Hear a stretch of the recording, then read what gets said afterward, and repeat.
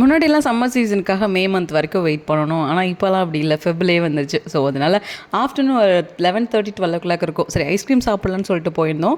Polar பேரில் ரொம்ப நல்லாயிருக்கும் அப்படின்னு சொல்லிட்டு நான் அச்சுட்டு சொல்லிட்டே இருந்தேன். ஸோ இந்த தடவை போலார் பேர் கூட்டிகிட்டு போங்கன்னு சொல்லிட்டு ஒரே அடம் பிடிச்சிட்டே இருந்தான். சரி ஆஃப்டர்நூன் ரொம்ப ஹாட்டாக இருக்குன்னு போய் சாப்பிட்லான்னு சொல்லிட்டு போயிருந்தோம். எனக்கு வந்து லாஸ்ட் டைம் நான் ஃப்ரெண்ட்ஸ் கூட போய் ஒரு தடவை சாப்பிட்டேன், எனக்கு ரொம்ப பிடிச்சிருந்தது. ஃப்ரூட்ஸ் எல்லாமே ரியலாகவே ஆட் பண்ணுவாங்க. ஸோ அதனாலேயே வந்து போகலாம் அப்படின்னு சொல்லிட்டு போயிருந்தேன்.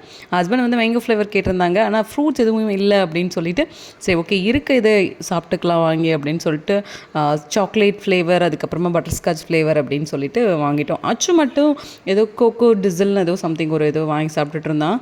பட் பார்க்குறதுக்கு கொஞ்சமாக இருக்கும்னு நினச்சிருந்தோம். பட் ரொம்ப ஃபில்லிங்காக நிறையாவே இருந்தது.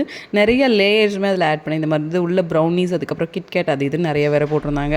பட் ஆளுக்கு கொஞ்சத்துக்கு மேலே சாப்பிட முடியல. முடிஞ்ச அளவுக்கு முக்கால்வாசி சாப்பிட்டுட்டா, அதுக்கு மேலே சாப்பிட முடியல, நீங்களே சாப்பிடுங்கன்னு சொல்லிட்டு கொடுத்துட்டான். சாப்பிட்டெல்லாம் முடிச்சதுக்கு அப்புறம் தான் நான் வந்து பில்லே பார்த்தேன்.